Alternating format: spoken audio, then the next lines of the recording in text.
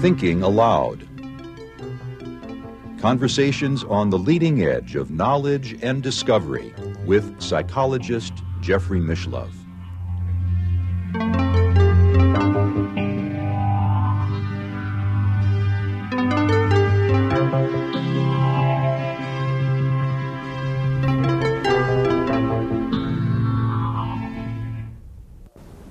Hello and welcome. I'm Jeffrey Mishlove. Throughout recorded history, human society has been haunted by reports of unidentified flying objects in our skies, many of which have defied all attempts at scientific explanation or understanding. What are these phenomena and how can they be explained? With me today is Terence McKenna, a philosopher and thinker of note in the area of altered states of consciousness and alternative realities. Terence is the co-author with his brother Dennis of The Invisible Landscape and also Psilocybin, the Magic Mushroom Grower's Guide. He is a founding member of Botanical Dimensions, a non-profit organization devoted to preserving and studying psychoactive plants used by native cultures throughout the world. And he is also the developer of a computer software package called TimeWave Zero, designed to augment interpretation of the ancient Chinese Book of Prophecy, the I Ching. Welcome, Terence. It's a pleasure to be here with you. It's a pleasure to have you here with me also.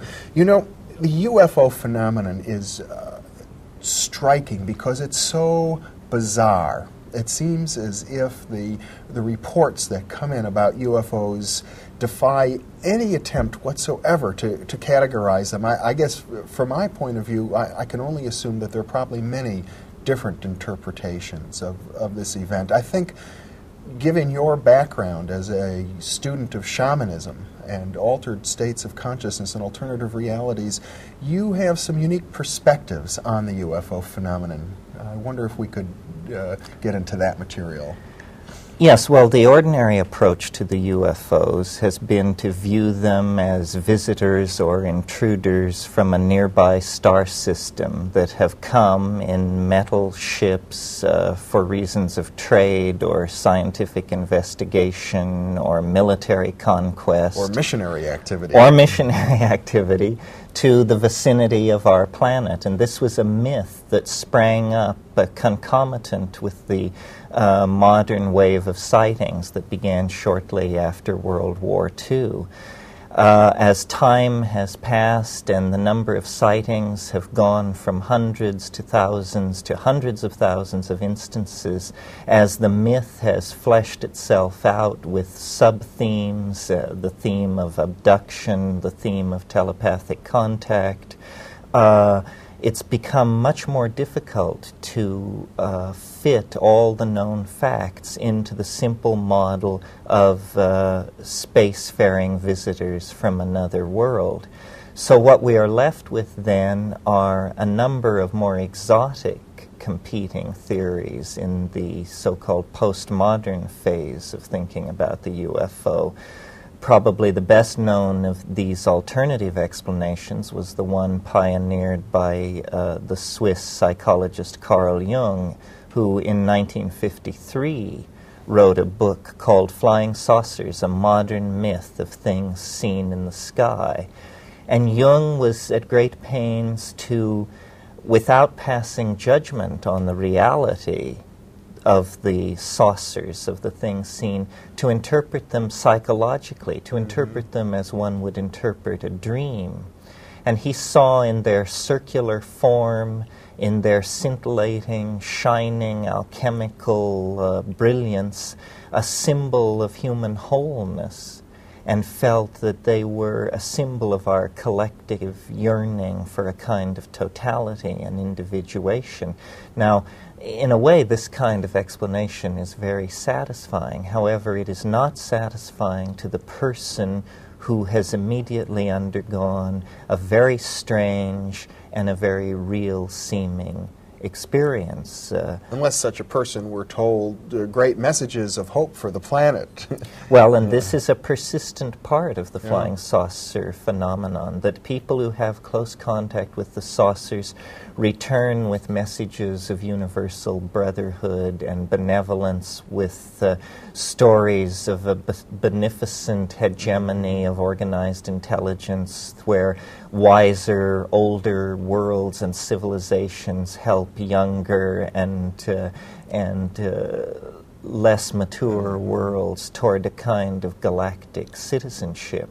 However, that's just one thread of the evidence. It's one thread of the evidence, and it isn't really well supported by the evidence. Jacques Vallée, who is one of the foremost commentators on the phenomenon, has been at great pains to point out that with the flying saucer phenomenon, we're dealing with thousands and thousands of incidents per year throughout the world.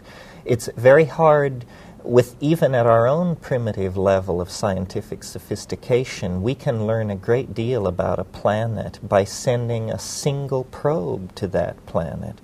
What kind of scientific program of investigation requires thousands and thousands of appearances? And if we make the assumption that not all appearances are observed, but that in fact only a small number are observed, then the number of appearances that must actually be going on soars toward an astronomical number.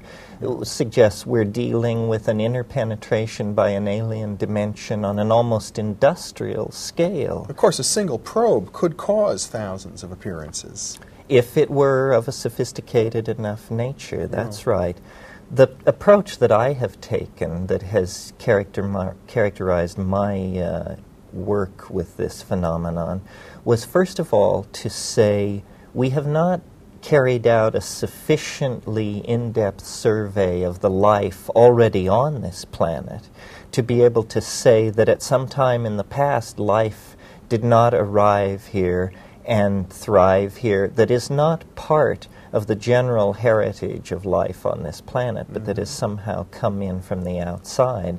My candidate for that kind of an intrusive extraterrestrial would be probably a mushroom of some sort, or a spore-bearing life form, because spores are very impervious to low temperatures and high radiation, the kind of environment met with in outer space. In other words, a mushroom spore could conceivably even waft itself up through the atmosphere of our planet and enter into empty space. Oh, there's no question but what this is happening, that through what's called Brownian motion, which is sort of random percolation, spores do reach the outer edge of our atmosphere, and there, in the presence of cosmic rays and meteors and rare, highly energetic events, occasionally a very small percentage of these biological objects are wafted into space. We even possess